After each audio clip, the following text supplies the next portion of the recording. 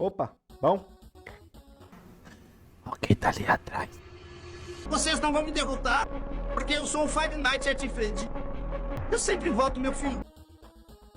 Então, como eu tinha combinado há um vídeo atrás aí, eu ia explicar um pouquinho como é que funciona o programa que eu utilizo para desenvolver jogos. O intuito desse vídeo não é dar um tutorial, nossa, que você vai sair daqui sabendo tudo, como é que mexe na Godot e não sei o que. Não, o intuito é pelo menos passar um pouco do conhecimento básico para você pelo menos começar a entender o que eu tô fazendo nos vídeos, porque se eu só abrir a interface do programa e mostrar para vocês, ó, tô fazendo isso aqui e tal, vocês não vão entender nada. Porque realmente ele é um software complexo, cheio de números, cheio de paradas assim. Na verdade ele não é tão complexo, mas ele aparenta ser complexo, porque a interface dele poderia ser um pouco melhor organizada, né? Mas eu vou explicar um pouco para vocês não ter tanto essa complicação que pelo menos eu tive na primeira vez que eu mexi com ele. Então, sem mais delongas, bora aqui para a tela do meu computador. Vamos nessa! Bom, essa aqui é a tela inicial de quando você abre a Godot. Basicamente aqui vai ter todos os seus projetos que você está mexendo, mas como não, se você baixar a sua aí não vai ter nenhum, né? Então, criar um novo aqui só para servir de tutorial, né? Um projeto vazio para poder servir para explicar para vocês como é que funciona o básico dele. Clicar aqui em novo projeto, aí você tem que criar um projeto em uma pasta que não esteja populada, né? Tem que ser uma pasta vazia. Então, eu vou criar uma pasta vazia aqui em qualquer lugar. Já tem um projeto aqui, vou criar aqui com nome aleatório, sei lá, só para ser uma pasta vazia mesmo, só didática. Aí você cria o projeto, ele vai abrir assim rapidamente, né? Ele não demora muita coisa. Na Unity, geralmente o projeto demora uns 3 minutos para abrir, a Godot é rápido, no máximo uns 10 segundos ela já abre. E você vai ter logo de cara essa telona aqui, ó. Você vai ficar meio perdido. Nossa, eu não tô entendendo nada aqui, o que tá acontecendo? Esse tanto de nomes e números aqui perdidos. Vou explicar para você. Bom, primeiramente, aqui vai ser os objetos em cena.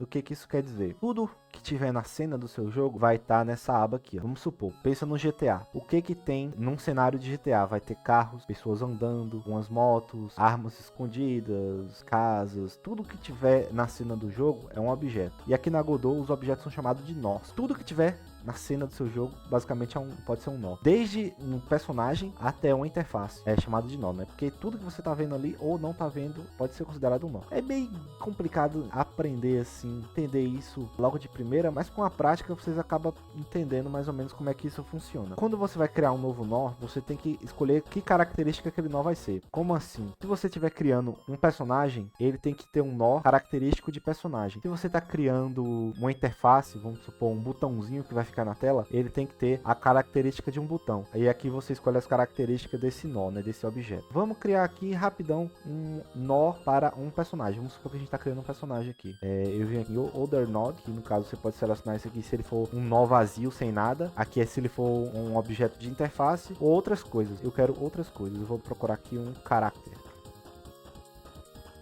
Esse aqui é o nó que a gente utiliza para criar um personagem 2D.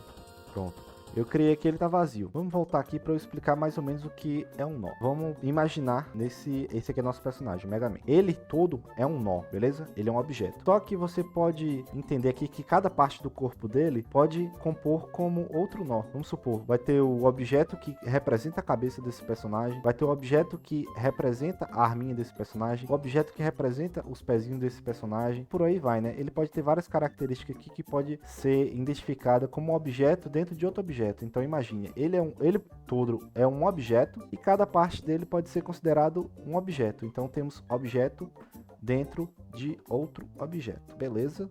Então, beleza. Dessa forma, podemos ver aqui, ó, que a gente criou nosso objeto de character body, que vai ser o corpo do personagem, e agora a gente precisa de um nó dentro desse nó, ou seja, um objeto dentro desse objeto. Esse objeto que a gente vai criar é para representar o gráfico dele. A gente criou o corpo do personagem, esse corpo vai calcular a física dele, vamos supor, ele vai dar um pulo, quem vai calcular é esse objeto aqui. Só que a gente precisa criar um objeto agora para representar o gráfico desse personagem. Então, a gente vai criar um objeto de sprite.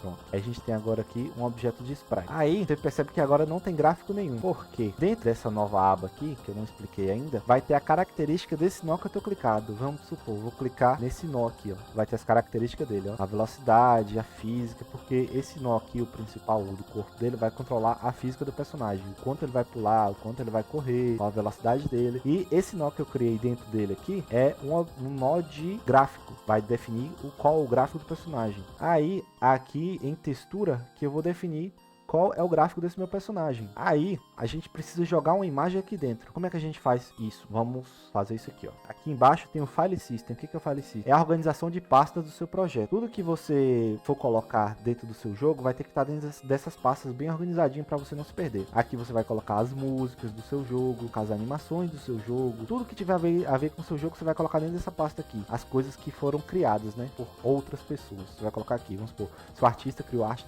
falou, ó, toma aqui, ó, toma a arte do personagem, você vai fazer o que? Vai jogar na pasta de recursos, que através daqui você consegue acessar no seu joguinho. Então beleza, vamos supor que fulaninho falou, ah, terminei aqui o gráfico do personagem, beleza, obrigado fulaninho, eu vou arrastar para dentro do meu projeto. Pronto, joguei aqui, ó, ele tá aqui dentro do meu projeto já. Mas lembrando que eu não gosto de deixar as coisas aqui perdidas, então eu vou criar uma pasta para organizar meus sprites. Então direito aqui, ó, recursos, nova, criar novo, pasta. Vamos colocar o nome de sprites.